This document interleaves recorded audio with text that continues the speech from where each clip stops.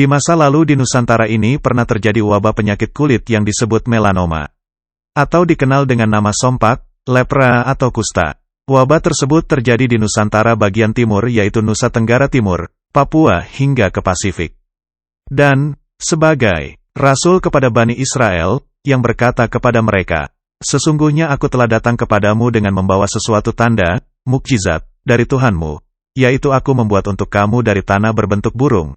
Kemudian aku meniupnya, maka ia menjadi seekor burung dengan seizin Allah, dan aku menyembuhkan orang yang buta sejak dari lahirnya dan orang yang berpenyakit sopak, dan aku menghidupkan orang mati dengan seizin Allah, dan aku kabarkan kepadamu apa yang kamu makan dan apa yang kamu simpan di rumahmu. Sesungguhnya pada yang demikian itu adalah suatu tanda, kebenaran kerasulanku, bagimu, jika kamu sungguh-sungguh beriman." Al-Quran Surat Al-Imran, nomor 3, ayat 49. Ayat di atas menjelaskan bahwa Nabi Isa menyembuhkan penyakit sopak, kusta atau lepra atau yang disebut dengan melanoma. Nabi Isa adalah raja di kerajaan Tanah Jawa, yang wilayah kerajaannya meliputi seluruh Nusantara hingga Pasifik. Jadi beliau mendatangi tempat di mana terjadi wabah melanoma untuk menyembuhkan penyakit tersebut secara langsung. Melanoma adalah penyakit yang menyebabkan kulit seperti terlihat kulit tua, keriput dan bengkak-bengkak yang mengarah kepada gejala kanker kulit. Kata melanoma diambil dari kata melanin atau pigmen yang memberi warna pada kulit. Jadi kadar melanin pada kulit mengalami gangguan. Mereka yang tertimpa penyakit tersebut adalah kaum yang kita kenal dengan nama Melanesia. Kata Melanesia diambil dari kata melanin yaitu pigmen warna kulit. Bagaimana cara Nabi Isa menyembuhkan orang-orang yang sakit penyakit kulit ini? Jadi dulu pada zaman Nabi Sulaiman, pernah diturunkan malaikat Harut-Marut di negeri pintu langit atau negeri Bab, yaitu negeri Jawa, bukan negeri Babilonia, seperti tafsir yang kita pahami saat ini.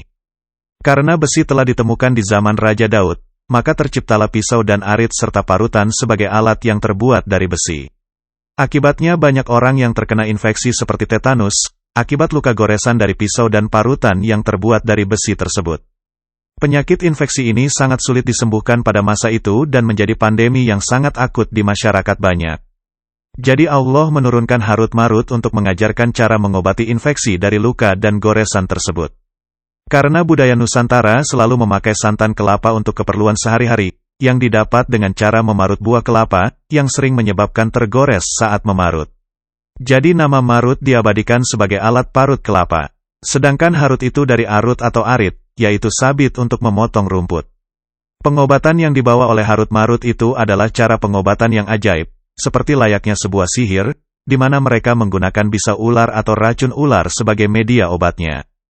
Dan obat itu, sama halnya seperti dua sisi mata pisau, yaitu bisa bermanfaat karena dapat menyembuhkan penyakit dan bisa juga mudorot, karena bisa membunuh sang pasien. Dahulu orang meminum obat dengan menggunakan cawan. Itulah sebab simbol farmasi atau apotik yang dipakai saat ini adalah cawan dan ular. Cawan sebagai wadah obatnya dan ular sebagai obat dari bisanya.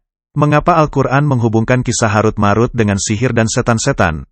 Itu adalah bahasa sandi, karena ular itu identik dengan hewan yang terhubung dengan ilmu hitam, seperti kisah ular yang digunakan oleh kaum Fir'aun untuk ilmu sihir.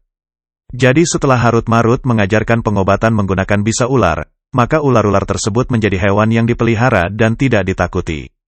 Jadi pada zaman ular itu dipelihara, dan digemari itulah yang disebut dengan era Medusa. Sementara Raja Fir'aun itu adalah Raja Ular dan Sihir. Dia adalah ahli pengobatan dengan ular yang dapat mematikan sekaligus menghidupkan. Itulah mengapa Fir'aun mengaku sebagai Tuhan atau kita sebut dengan Play God.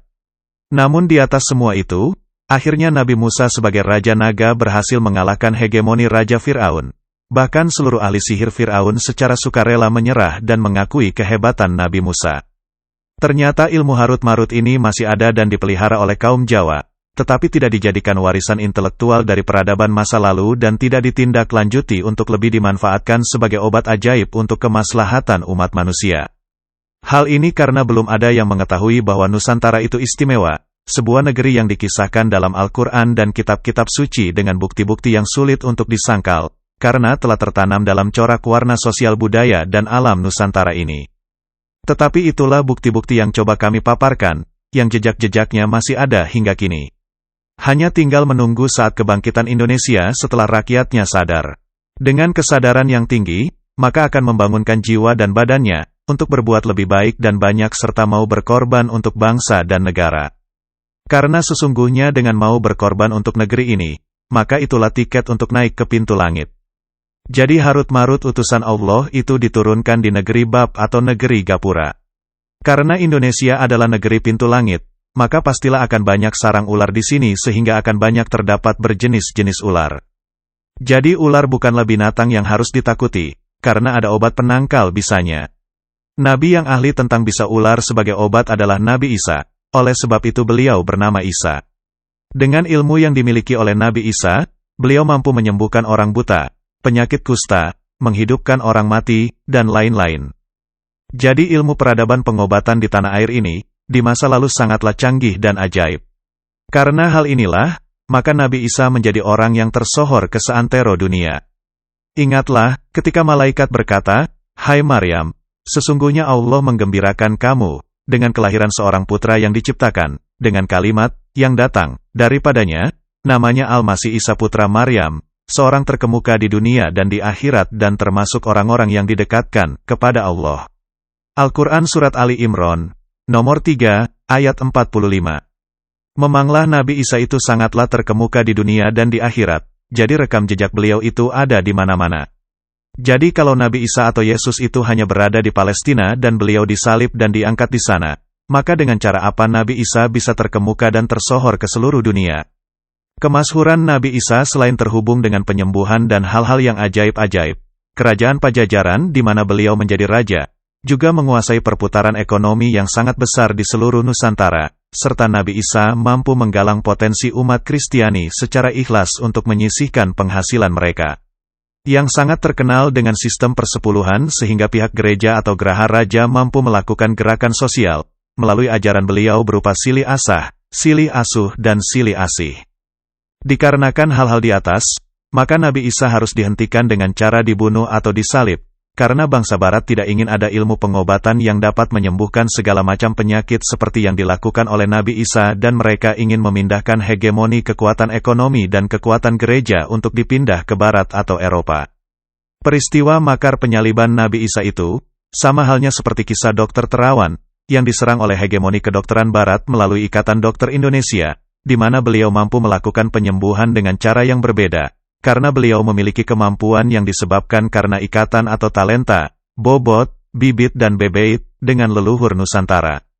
Kita perlu memahami bahwa leluhur Nusantara ini adalah biangnya ilmu dan peradaban, yang hingga kini, kita masih belum yakin bahwa peradaban dunia ini semuanya berasal dari kejayaan Nusantara masa lalu, yang dipimpin oleh para anbiya, orang-orang hebat pilihan Allah.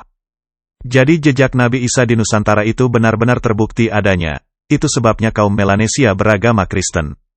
Jadi yang membuat kaum Melanesia beragama Kristen itu bukanlah misionaris kaum Barat. Tetapi justru Nabi Isa atau Yesus yang datang ke wilayah timur Nusantara atau bangsa Austronesia, yang mana beliau melakukan pengobatan secara langsung terhadap penyakit melanoma yang diderita oleh kaum Melanesia. Sebenarnya kaum Melanesia adalah bangsa Austronesia, di mana dahulu Raja Fir'aun berkuasa di Jawa bagian timur, yang wilayahnya hingga Australia dan wilayah Nusantara bagian timur. Karena terserang penyakit itulah yang telah membuat perubahan kulit dan wajah sehingga terlihat berbeda dengan kaum Austronesia lainnya seperti suku Ambon, NTT, Timor Timur, dan lain-lain. Dan kaum Melanesia itu saat ini berada di Pulau Papua, Kepulauan Solomon, Kaledonia Baru, Vanuatu dan Fiji. Jika kita berharap untuk mengislamkan kaum Melanesia, maka bisa jadi itu mustahil dilakukan. Karena mereka sejatinya sedang menjaga jejak bukti kebenaran Alkitab dan Al-Quran, di mana dahulu mereka kedatangan Nabi Isa sebagai penyembuh kaum melanoma. Hal ini sama dengan kaum Toraja dan kaum Batak, di mana kaum Melanesia mengabadikan jejak-jejak Nabi Isa atau Yesus pada kondisi kulit mereka dan agama serta kepercayaan yang mereka anut hingga kini. Jadi akhirnya kita tidak heran mengapa di Papua ada daerah wisata yang paling indah seluruh dunia yaitu Raja Ampat. Karena 4 raja itu yang secara turun-temurun telah memakmurkan Nusantara dan berhasil membangun peradaban maju dengan seluruh beragam corak budaya yang kita miliki saat ini. 4 raja itu adalah, Raja Mulawarman atau Nabi Musa dari Kerajaan Kutai Kartanegara, Raja Daud atau Aji Saka, Raja Sulaiman dan Prabu Siliwangi atau Nabi Isa. Dengan mengetahui sejarah dari semua kejadian ini, maka hal ini akan bisa membuat kita mampu untuk saling bertoleransi secara baik. Bahwa sesungguhnya mereka sedang menjalankan takdir, untuk menjaga ayat-ayat Allah yang tertulis pada kitab-kitab suci dan Al-Quran. Karena sesungguhnya Nabi Musa, Nabi Isa bahkan Nabi Muhammad adalah merupakan satu garis keturunan, di mana mereka semua adalah raja di tanah Jawa. Itulah sebabnya kita sangat mengenal dengan baik Bhinneka Tunggal Ika. Ular dan usus yang disatukan itu membentuk desain keris versi Nabi Isa yang memiliki lekuk-lekuk atau luk, sehingga ajaran beliau disebut Kristen atau Kristen. Itulah rekam jejak petualangan Nabi Isa di bagian timur Nusantara hingga Kepulauan Pasifik. Ikuti kisah selanjutnya.